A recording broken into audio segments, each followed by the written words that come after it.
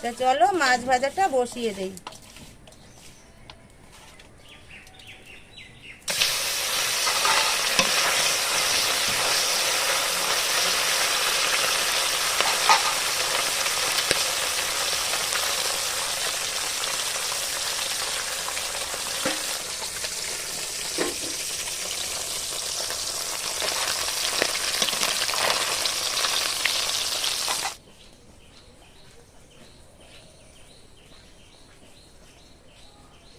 দেখো মাছের ওই দিকটা হয়ে গেছে, তো চলো উল্টে দেই।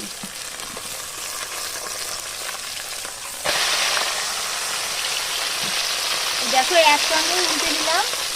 বেলে মাছ তো একটু নরমই হয়, ওই জন্যই আর একটা একটা করে উল্টাতে যাইনি। লাউটাও তাড়াতাড়ি করে কুচি কুচি করে কেটে নেই।